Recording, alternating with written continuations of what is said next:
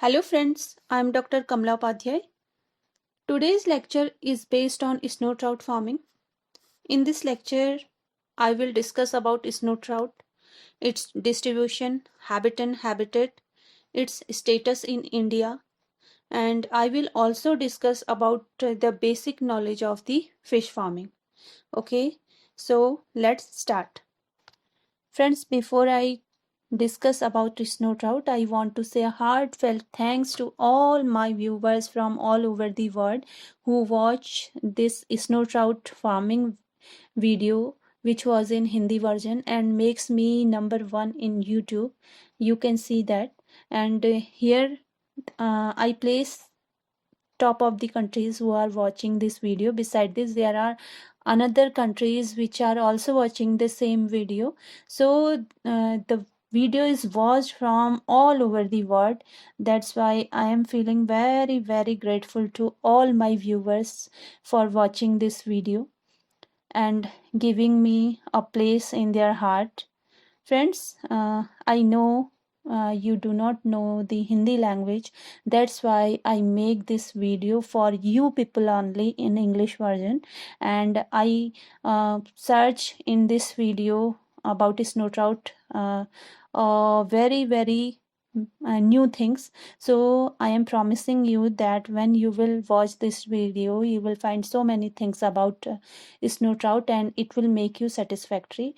It's my promise, and I hope in future you will again give me the same place and not replaced me. Okay, thank you once again, my dear all viewers from all over the world. Before we discuss about snow trout farming, friends, we have to know about cold water fisheries. So friend, in cold water fisheries, those fishes are included which can live below 20 degrees Celsius temperature. Okay, in other word, we can say the fishes which are adapted to live below 20 degrees Celsius temperature are included in cold water fisheries. So now the next question is, to whom we will say cold water? So the upland water at high altitude of mountains and the spring water at low altitude in temperate regions remain cooler than the rest, and so the cold water fishery flourish in these regions. Okay, and such water bodies are comprises like streams, pools, lakes, reservoirs, which are abundantly found in Himalayan region, even in Deccan Plateau and region of peninsular India. And the characteristic features of these water bodies is that they are either fed by melting snow or by rainwater in Deccan Plateau. Okay, so this is the main characteristic feature of cold water fisheries. So friend, in India, couple of years before, this field was not very much highlighted, but during recent years there has been growing realization for development of cold water fisheries in India, and the negligence of this field is due to the production of fishes of cold water fisheries is very low. That's why it may be one of the reason, and uh, it flourished after the establishment of trout hatchery in Kashmir. Okay, so the Kashmir hatchery, when it is flourished, then it becomes one of the potential source from where the brown trouts have been transplanted to the upland waters like Jammu, Kashmir, Kullu, Shimla, Kangra, Nainital, Shillong, and Arunachal Pradesh. Okay, where these brown trouts they are transplanted. So now it's realized that cold water fisheries have a great potential in generating rural income and providing food security to the rurals in Indian uplands, and its sustainable utilization and development have assumed importance in cold water regions of the country. Okay, so now it become a very important field for the research institutions to do their very advanced research in this field, so that this cold water fishery will flourish in these regions, and the rurals of that area they get some financial support. So friends, among the recorded indigenous species, Snow trout are known for their economic importance and are now recognized as potential species for food and recreation in the region. And nowadays it become a very hot topic for the research field, and so many fishery research centers, they are doing their research on this fish so that they can culture this fish in captivity. Now the question arises, why this fish is getting that much of importance for its research field. So one answer is that there is a quantitative and qualitative decline in natural fish population in Indian rivers and hill streams. That's why. And beside this, there are some other factors which, like a very little information is available on their taxonomy, distribution, biology, habitat, and food value. So you can imagine, if we do not know about the nature of the fish, then how can we culture it in captivity? That's why this is the big reason which affecting snow trout farming. So the available literature which says about its taxonomy is that this fish belongs to the class Teleostomi, in which we keep the bony fishes, and its subclass is Actinopterygii, and the family is Cyprinidae, subfamily is Schizothoracidae. Okay, and if we see the distribution of this fish in India, then it found in Himalayan and sub-Himalayan regions of India. Beside this, it also found in southern and western China through northern South Asia and Central Asia to Iran. So they constitute now an economically important group of food of cold water regions. So friends, technology develops for the culture, breeding and management of the economically viable cold water fish species, which have a positive impact on the production and productivity, employment generation, and sustainable management of the aquatic resources and their fish fauna. Okay, but the technology is still awaiting for this field to develop, to culture this field in captivity and increase its production. Now friends, I know you want to know about the Himalayan regions, to which we are saying Himalayan region. In case of India, the Himalayan region, it is spread between 21,057 to 37,005 an altitude, and 72,040 to 97,025 e longitudes, with 250 to 300 kilometers across, stretches over 2,500 kilometers from Jammu and Kashmir in the west to Arunachal Pradesh in the east. So these are spreading between these Jammu and Kashmir to Arunachal Pradesh. Okay.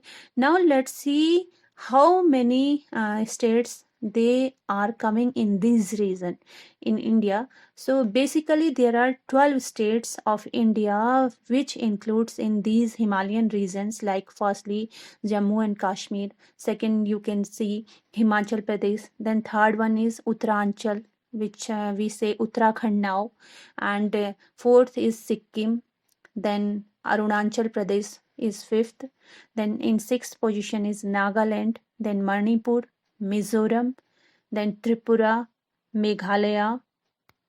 In 11th position, you can see hills of Assam, and finally West Bengal. So these are the 12 states which comes under this Himalayan region. Okay, so if we see the Himalayan regions division, then we found that it divided into three regions. Like first one is Eastern Himalaya, and second we say Central Himalaya, and finally the third one is Western Himalaya.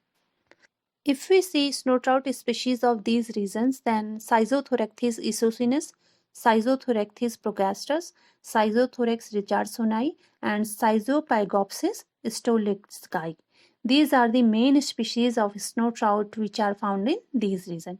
So friend, the species which name stolitsky, it is quite difficult to pronounce. Okay, so beside this, if we see the preferred fishery of Himalayan regions, then due to the available technology, there are so many exotic as well as indigenous cold water fishes are now they are cultured in these Himalayan regions. Okay, so Among these species, the most common exotic species like rainbow trout, brown trout, carp, and among the indigenous fishes like mahasir, in which torputitora and tortor are included. Beside this, Schizothoraxine, if we see Schizothoraxis isocinus and Schizothoraxis progastus, and beside this Schizothorax richardsoni and Schizothorax niger with Schizothorax curvifrons.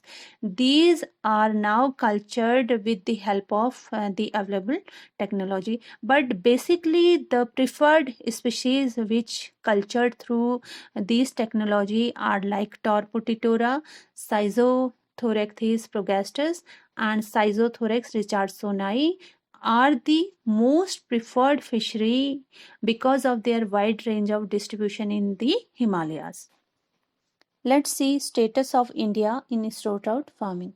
So friend, if we see the catches of these fishes, then it is reported that about 67 to 74% from northwestern Himalayas and about 59 to 67% from Uttaranchal Himalayan streams and rivers.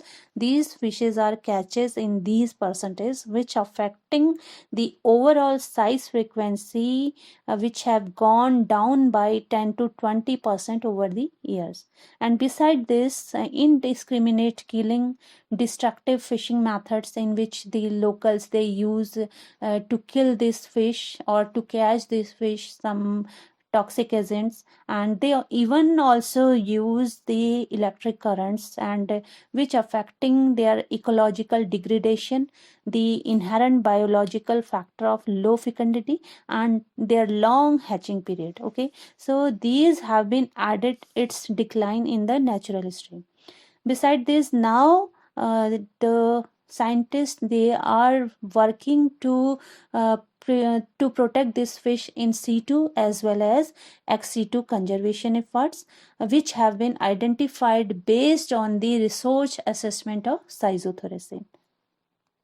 So friends, due to heavy catch of this fish is affecting the quantitative and qualitative production of snow trout in Indian rivers. That's why now our fishery expert they are working on the captive breeding of the snow trout, so that to increase the number of these fishes in Indian Himalayan region. That's why for this they make so many trials with induced breeding technique with artificial fertilization, okay, by using different Schizothoraxine species like S. planifrons, S. curvifrons, S. plagiostomus, S. niger, S. isocinus. Okay, so they use these fishes for their induced breeding as well as for artificial fertilization. But beside this, the success in which they got the species are like Schizothorax richardsoni and S. niger. Okay, so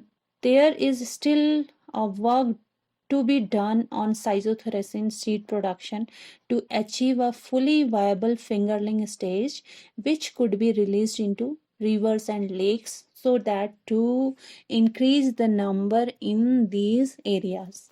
So friend, now I know you all know the zoological name of snow trout, which is Schizothorax. Okay, so if we see the present status of Schizothorax in world, then it is found that Schizothorax is found in southern and western China through northern South Asia and Central Asia to Iran. Okay, and in Turkey it have only a species which is known as Schizothorax prophylax. Let's see the name Schizothorax means. So friend, in Greek, schizein means to cleave and thorax means breastplate. But the western species they are referred to as marinkas, and this word came from the Russian name marinka. And the eastern species they are known as snow trout. Okay, so like in our country these species are known as snow trout. Let's see snow trouts genera and total species. So friends, Schizothoraxine in which snow trouts are included, it contains 15 genera, means 15 genera are included in Schizothoraxine, which belongs to snow trout family. Okay, over 100 species distributed all over the world, and beside this among these 15 genera, 7 genera, which include 17 species of snow trout, they are recorded from Indian sub-Himalayan region only. Okay, so how many? 7 genera with 17 species, they are found in Indian sub-Himalayan region. And beside this, presently 65 species are recognized in genus Schizothorax. And maybe there are many more which are still awaiting for their exploration, that some taxonomists came and explored them as a new species, and it may be one of you, means one of my viewers also. Okay, I know, friend, you all are eagerly waiting to see the snow trout. So here is the species Schizothorax richardsoni with the Schizothorax progastus. So you can see the snow trout. These looks like this. If we see the morphology of the snow trout, then these group of fishes, they have a streamlined body with reduced scale and some modification on their lower lips. Beside this, they have a short or a complete absence of barbels with long peduncle. As you can see in Schizothorax progastus, it's long peduncle region. Friends, here I wrote snow trout belongs to two genera. Okay, these are like Schizothorax and Schizothorax. However, I told you earlier that snow trout, they belong to 15 genera. Okay, but these two genus, these are abundantly found in Himalayan region. That's why they are extensively studied beside the other genus. Okay, so the taxonomy of these two genus are available, and according to the taxonomy, these two genus are broadly differentiated with one another on the basis of their snout and the shape of the snout. In case of Schizothorax, it having a pointed snout without suctorial lip, whereas Schizothorax species, it have a blunt snout and suctorial lip. Now the question arises, why the need of culture or farming of snow trout is needed. So friend, one of the reason is that our mountain stream actually, they do not support the high fish production, and their commercial production is even in a very negligible stage. So to raise the productivity of this fish and to help the locals in generating their income and provide food security to rurals in Indian uplands, now it assumed to develop this field. So this is one of the reason, and another reason is that due to different fishing methods which are used to catch this fish, which include like nets, traps, poison, and even electric current affecting the number of this fish in its habitat. So this is the second reason for by which it need to culture or to save this fish. Okay. Beside this, the third reason is that if we see the species of snow trout in Indian Himalayan region, then basically Schizothorax richardsoni, which is known as locally as Asela in Eastern Himalayan region. So friend, it itself contributes about 60 to 70% of the total fish catch from upland riverine system. So when this Schizothorax, it migrate downstream to avoid extreme low temperature at higher altitudes during winters. Then they are mostly captured in large number in different streams in Indus and Ganga river system across Kashmir to Uttarakhand. So unfortunately, there is a quantitative and qualitative decline in natural fish population in Indian rivers and hill stream. That's why this is the third reason and a very important factor which is affecting the decline of this fish in Indian Himalayan region. So that's why it need to culture and to save with the help of farming of this fish. Besides all these reasons, the most important factor which affecting the cold water fisheries is rapid environmental degradation or rapid environmental changes, which are responsible for the loss of habitats due to the river impoundment. Okay, so it become a very important factor for the decline of these fishes. So that's why now the IUCN, means International Union for Conservation of Nature, they has declared snow trout as a vulnerable species. So friend, these are the factors by which it become a need of culture or farming of snow trout. Let's see some other characteristics of snow trout. So friend, snow trout has some favorable cultivable traits, such as if we see its habitat, then it lives in mountain rivers among rocks, and they are primarily found in highland rivers, streams and lakes. Beside this, some of their species they also occur in lower lying locations like Lake Balkhash and lakes of the Sistan Basin. Beside this, if we see their temperature tolerance, then it is found that snow trout is euthermal in nature, means they can tolerate the temperature variation of the water, and these characteristics make them very good for the cultivation. Beside this, the feeding habit.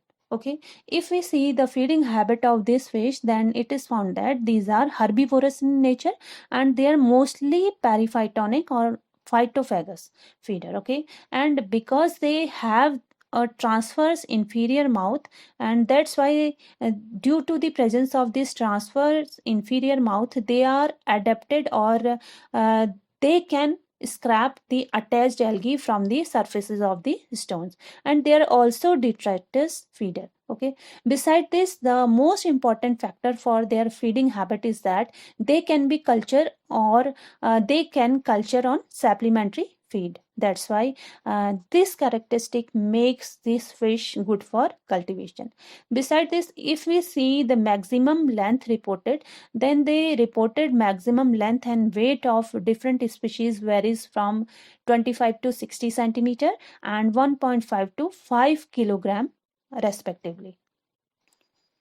This segment showing head region of schizothorax, and in this you can observe the transverse inferior mouth, which is adapted for the scraping of the algae from the stones. Let's see fecundity in these fishes. So friend, fecundity means we are talking about the number of the eggs which these fishes lays. So the average number of eggs in these group ranges from 10,000 to 40,000 per kg body weight of the fish which these fishes laid. Okay, and it is lowest in S. niger and very highest in S. isocinus. And S. richardsoni has a total fecundity of 20,000 to 25,000 eggs per kg body weight. Okay, if we see their spawning areas, then the spawning areas are characterized by shallow clear water, sandy and gravelly beds with very feeble water flow. Let's see spawning season in snow trout. So friend, it is found that spawning season varies in these fishes because they live in different elevations which having different water temperature. So when the temperature of the water ranges between 18.0 to 21.5 degrees Celsius, in any month of the year, then they breed. Okay, so in case of S. richardsoni and S. plagiostomus, it breeds during early summer, while peak breeding season for S. niger, it extends from last week of February to mid-April. Okay, and in case of S. curvifrons, it breeds from May to July with a peak in June in case of Kashmir. Okay, if it found in Kashmir, then this S. curvifrons, it breeds during June month. Okay, if we see the growth rate of snow trout, then snow trout exhibit slow growth pattern and they generally attain maturity in 2 to 3 years of the age. That's why this factor is also affecting their culture, because their growth rate is very slow. That's why. And an average fish weight is 150 to 200 gram was estimated after 1 year of rearing. Let's see when the artificial breeding of wild stock of Schizothorax is started in India. So friend, it was in 1980s in Kashmir when our scientists they get success in artificial breeding of wild stocks of Schizothorax richardsoni, Schizothorax isocinus, S. niger, S. micropogon, S. longipinus and S. curvifrons. Okay, so But a viable technology for seed production of these species, particularly from the farm-reared brood stock, is still at its initial stage of development. But later on, in late 90s, similar success was achieved in Kumaon, which is in Uttarakhand state, to breed S. Richard Sonai at Field Center ICAR DCFR, which is in Chirapani, and Chirapani is in Champawat district. Okay, so they use the induced breeding technique in which they use synthetic hormones to carry out their breeding of the S. Richard Sonai in their field center. So this experiment is means the domestication and rearing of S. richardsoni has paved the way for producing seed under controlled conditions beside their culture under captivity. Let's see collection of seeds. So friend, these seeds of snow trout, they are directly collected from the natural habitat because of the lack of a fish hatchery for producing fish seeds of this fish. That's why if we see the size of the fish sheet of this fish is it measures about 5 to 9 centimeter and are collected by sieving the water with clothes or sieves during the post monsoon season, which is from August to September. Then the sheets are stocked in small ponds which measures about 100 to 1500 square meter depending on the slope and the topography.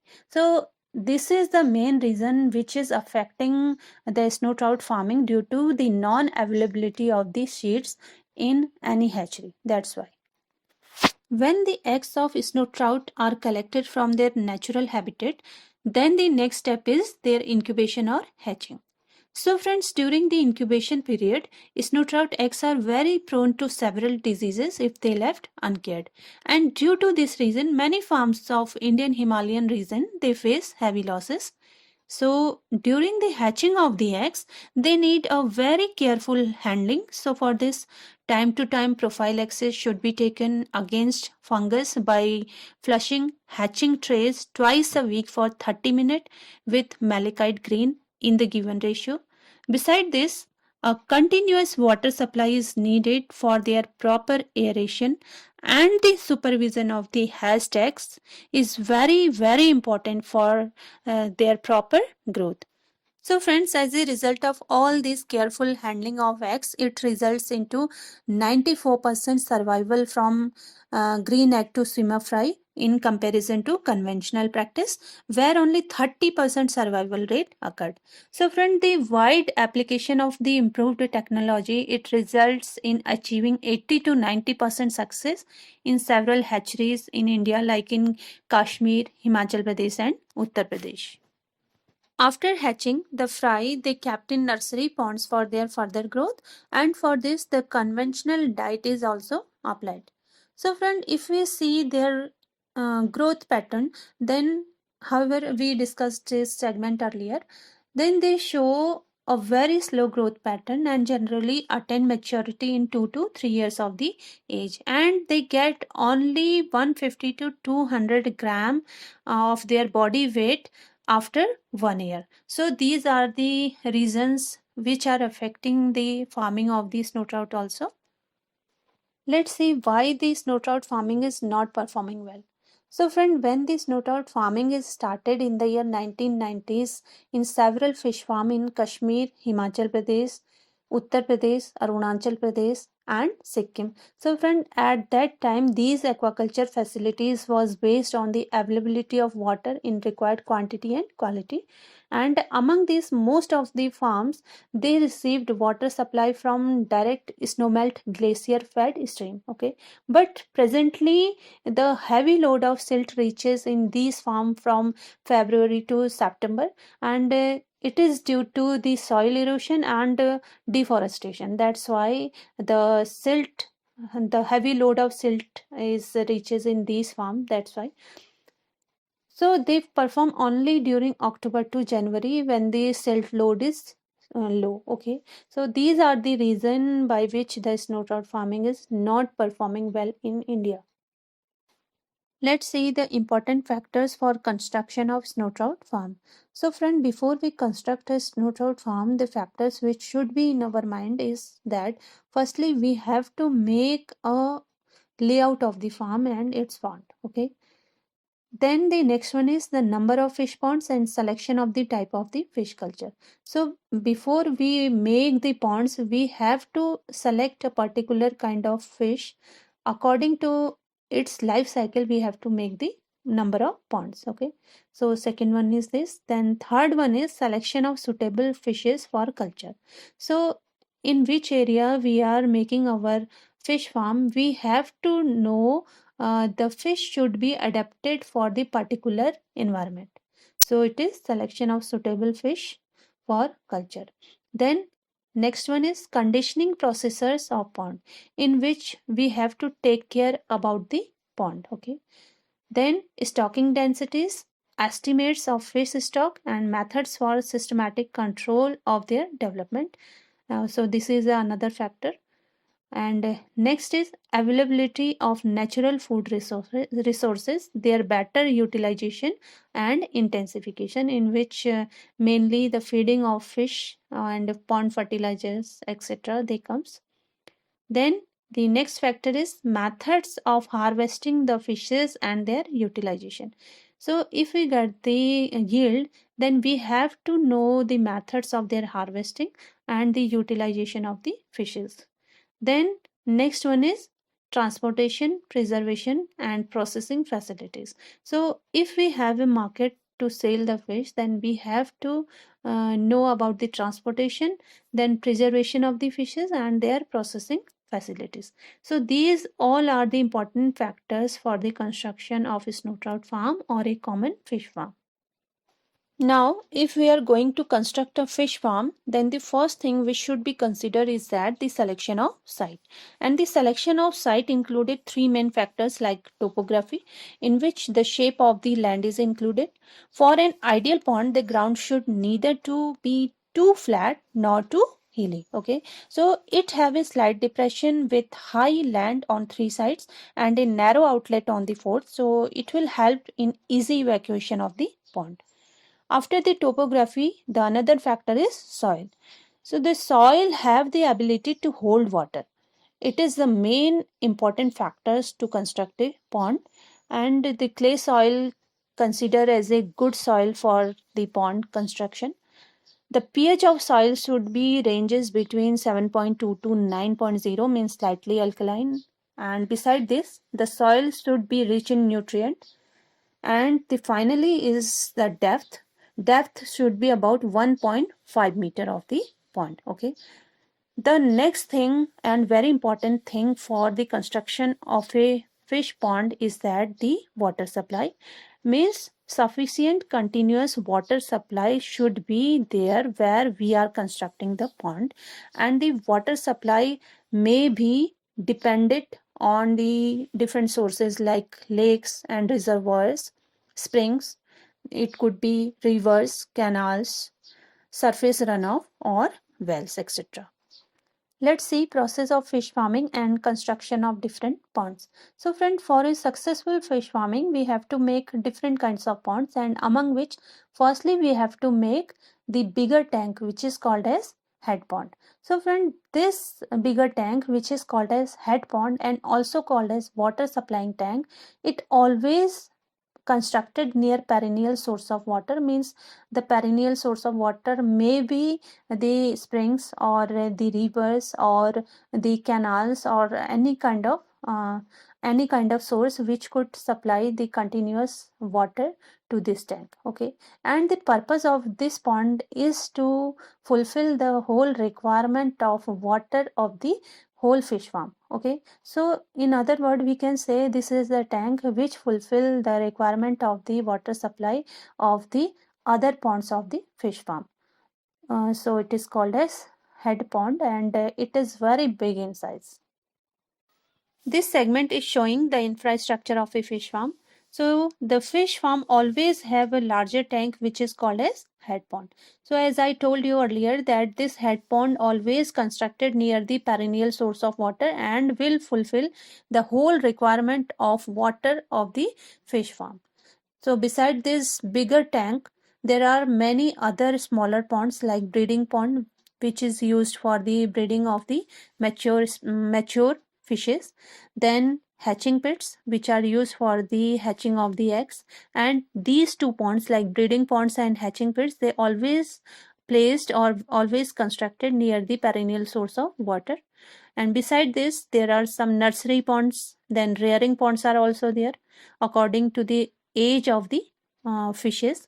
So their number will be vary. Then stocking ponds are there. Finally, the marketing pond from where the matured fishes wish to be sold are placed in these ponds. So this is the infrastructure of a fish farm. So friends, after the construction of head pond, many smaller ponds are constructed according to the life cycle of a fish, okay, to start their commercial production in a fish farm.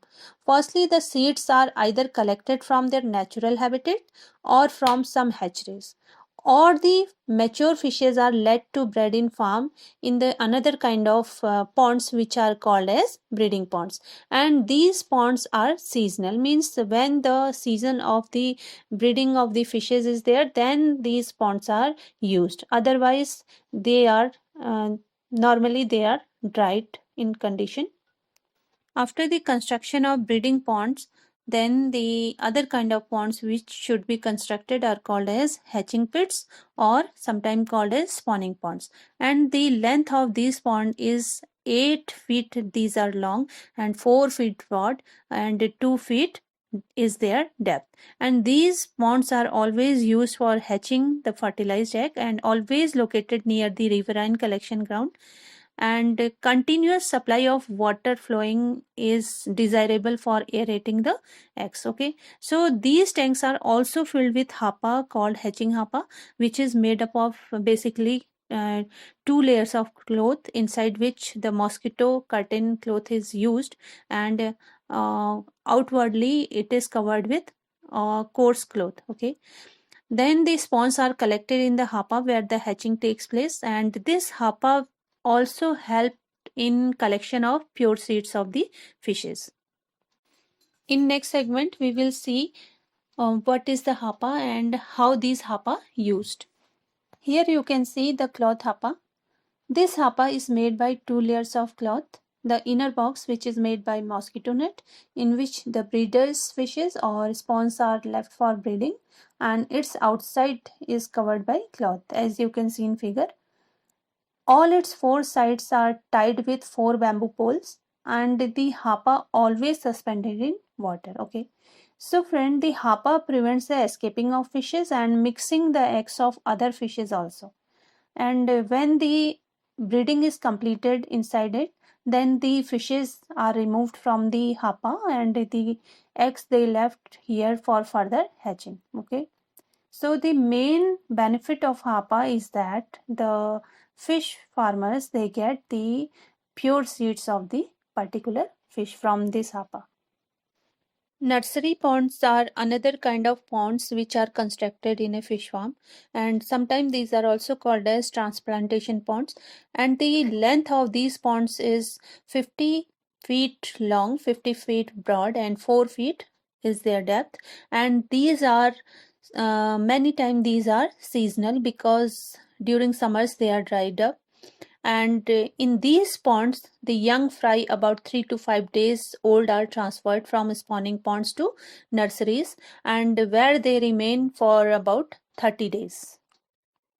Next type of ponds which are called as rearing ponds, and these are also seasonal, and their length is about 90 centimeter, these are long, and 30 centimeter broad, and 4 feet is their depth, okay. So these rearing ponds are used for the rearing of advanced fry for 2 to 3 months, and may be located, or these ponds are located near spawning ponds and nursery ponds, and their number may be vary according to the age of the fishes, like from 1 year, 2 year, or 3 year. according to the rotation of carp culture. Finally, the stocking ponds. So friend, these stocking ponds are a fairly larger pond, more than 6 feet deep, and their size may be 300 feet long, 88 feet broad. Okay, and these stocking ponds are constructed that it may facilitate netting. So beside these stocking ponds, the farm also has some quarantine ponds for the treatment of fishes. Okay, and also have marketing ponds from where the fishes are uh, finally brought to the market for sale. So friends, after construction of a fish pond, the maintenance and management of fish farm constitute the other important aspects of fish culture, and there are so many other maintenance factors which should be considered by a fish farmer. First one is control of aquatic vegetation. So if the aquatic vegetation is not checked, then it will cause eutrophication, and due to it the dissolved oxygen will be less in pond and it will affect the growth of the fishes. Then the another factor is restoration and improvement of pond bottom, and it should be done yearly so that to improve the fertility of the pond. Then third one is liming, and liming has an antiparasitic action, that's why it also destroy unwanted algae and aquatic weeds for a short period of time, and it also kills some other harmful aquatic insects and their larvae.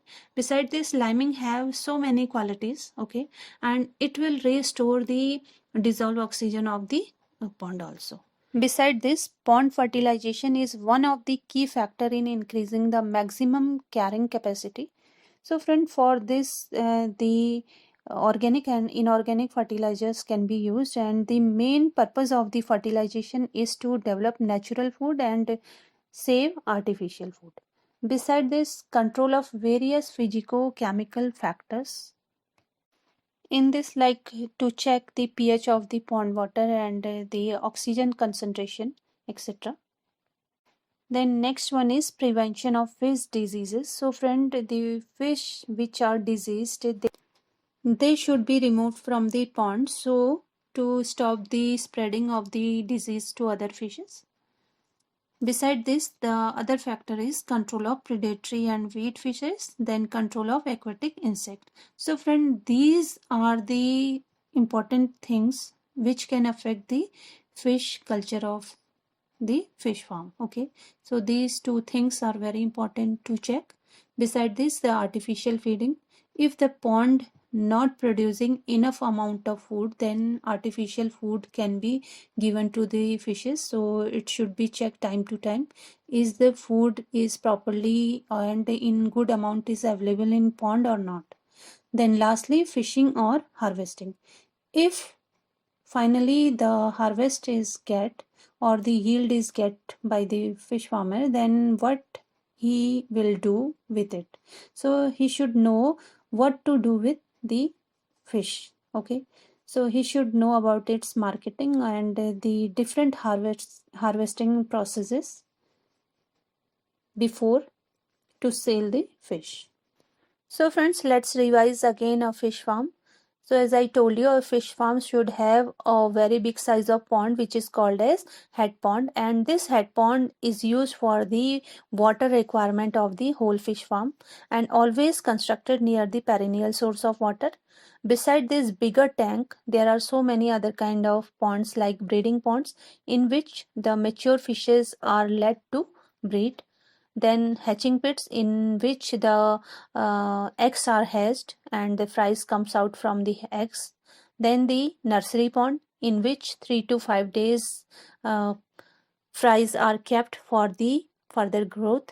Then rearing ponds are there, and these rearing ponds are variable in number according to the age of the fishes, and they are let here for the further growth of the fishes. Then the stocking ponds, which are very bigger in size, means you can do netting in these ponds.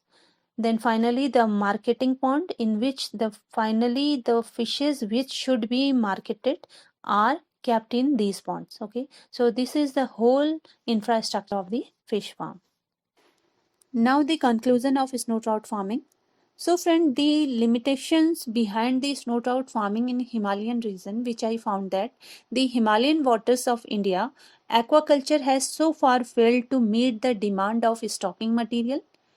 Table fish production of cold water species in fish farms is still on a very low level, and beside this, the topography of this area is also one of the major reason for the limitation of the trout farming in this area. Okay, beside this, the main limitation in developing commercial farms are like lack of reliable data on cost benefit, shortage of trained manpower, insufficient level of biological and engineering research, and shortage of credits. So friend, if we see the existing fish farms which are under the control of state government, they are also suffering many other limitations, like they have defective siting and design, and there is shortage of funds to run them efficiently. So these are the main cause behind the snow trout farming which are affecting the snow trout farming in Himalayan region.